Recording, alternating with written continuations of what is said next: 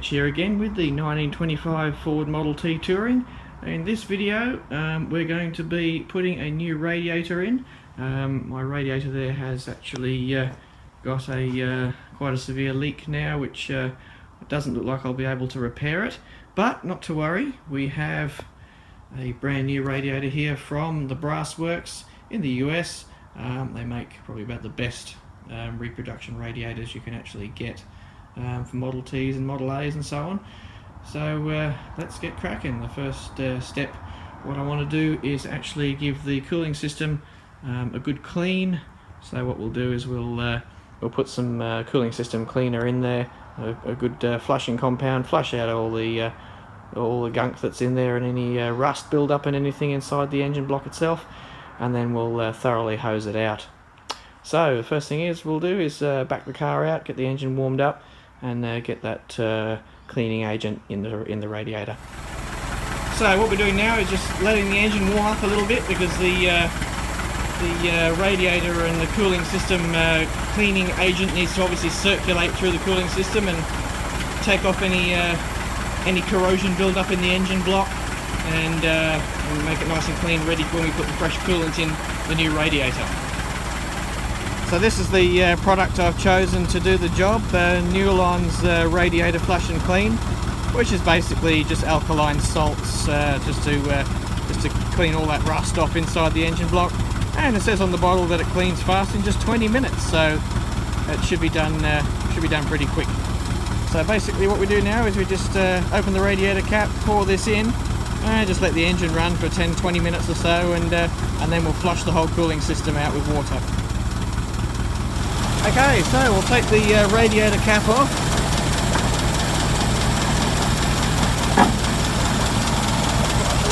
Alright, so in we go.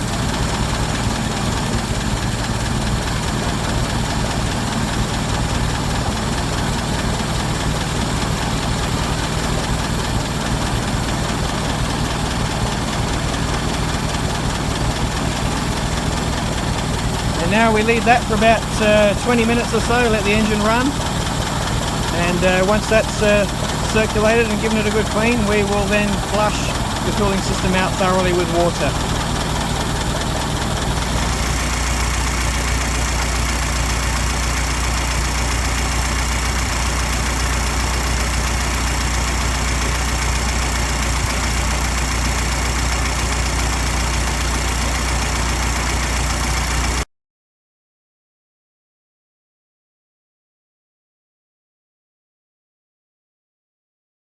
Okay, so as you can see, we're coming up into the normal running temperature now. So what we'll do now is we'll shut the engine off, and we'll disconnect the radiator hoses, and we'll proceed with flushing it out with water now.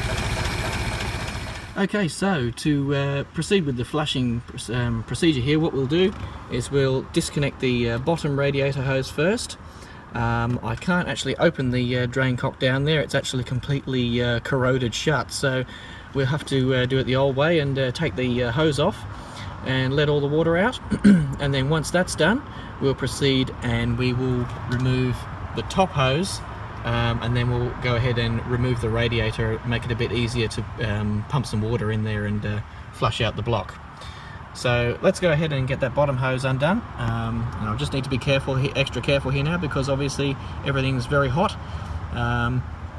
So what we'll do is we'll start undoing those clips there right now. Okay, you can see here I've got the first clamp undone. You can see it's already starting to leak water out, which is what we want. What we might actually do, just to make this a little bit easier, is we'll go ahead and we will loosen off the anchor bolts that hold the radiator in place, and we'll also undo this tie rod here, and we'll take this off just to loosen up the radiator so that we can make it a little bit easier to ease those hoses off.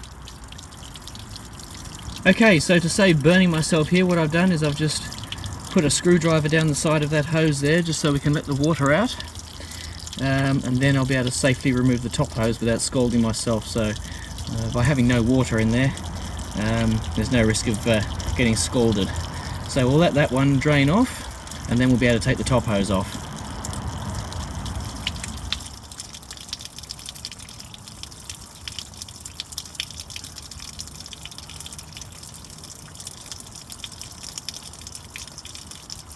So we've gone ahead and taken the radiator cowling off, and I'll just jump over here so you can see what the radiator looks like without its decorative cover on it.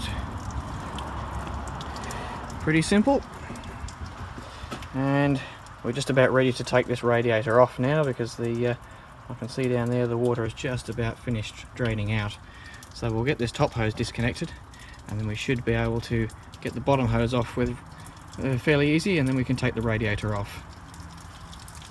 So by giving the radiator a gentle sway from one side to the other, you can see now we've got the top hose disconnected at the top there, and you can see the water coming out a bit more readily at the bottom as well. So, but most of that is just coming out of the engine block now. So what we'll do is we'll let that drain a little bit more, and then we should be able to free that bottom hose as well. Just another little side note here.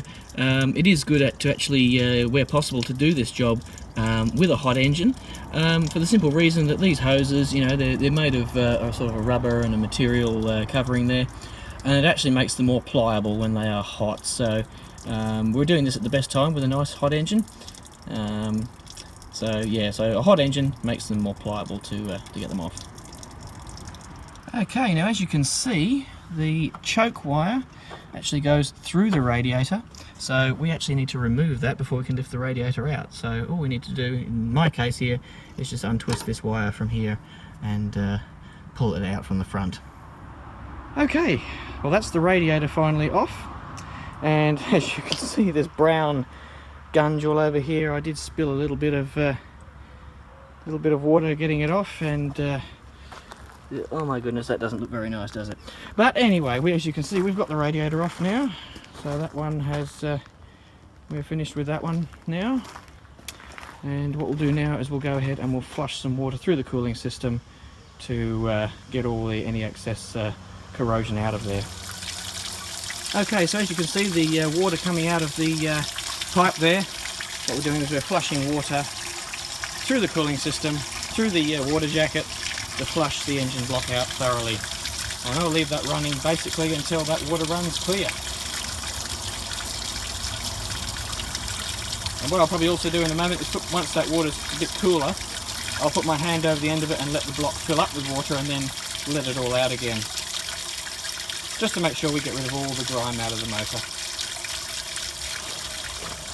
Okay, so what I'll do now this water's nice and cool to touch, I'll put my hand over the end of this pipe to let the block fill up with water, and then once it's full, I'll take my hand off and let it drain out any rubbish. And I can feel very small metal particles, rust particles coming out, so I'll just do that once more. I'll do a couple more times.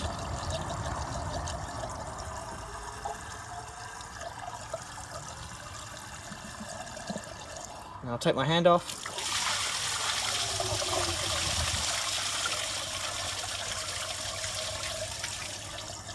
And we'll just do that a few times just to flush any particles out of the block, any rust particles.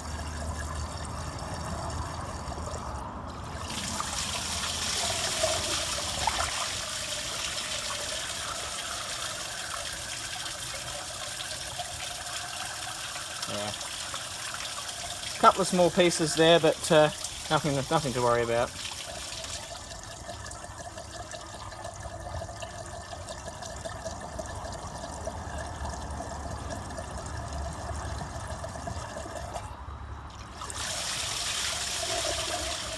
Okay, now at the manufacturer's instructions, what I need to do now is take this brand new radiator here and actually do the same exercise with it, just with some clean water, just flush it out, and that gets rid of any manufacturing impurities from the solder and things like that.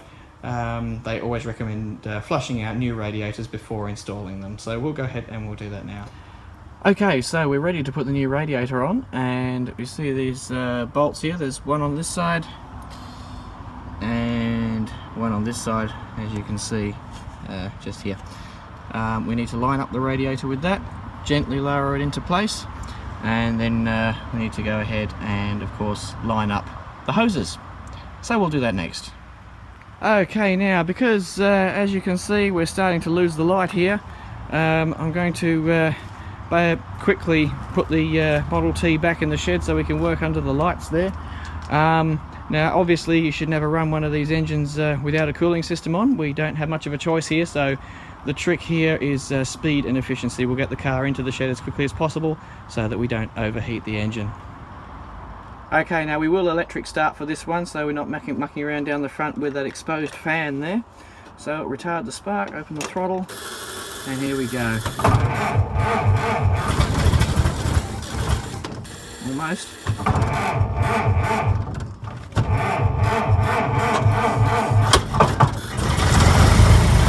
And now we get in the shed quickly.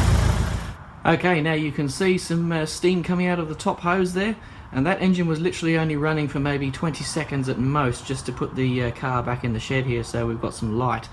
So that's how quickly you can ruin your engine if you run it with no water in it. So, but that's okay, the engine's fine. It was only run for at most 20 seconds with no water, and obviously no radiator, so well, we can get on with putting the new radiator on right now.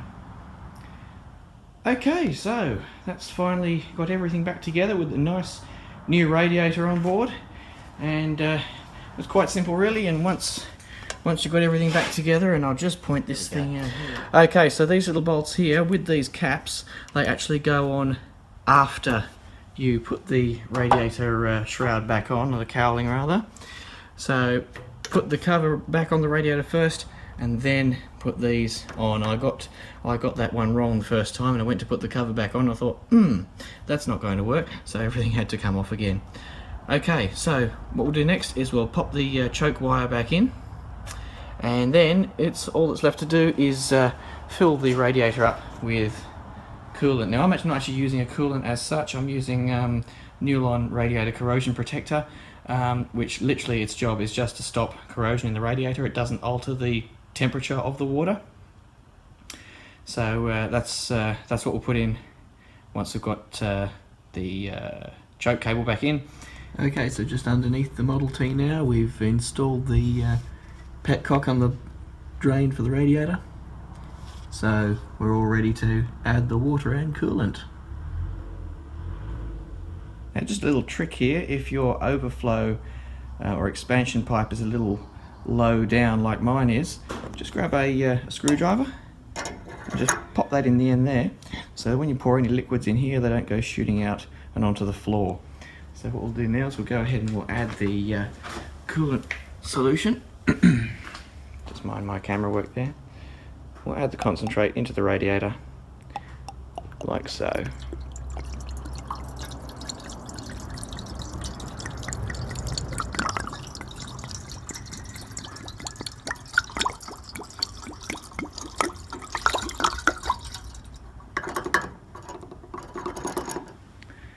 There we go, and now we'll top the radiator up with water.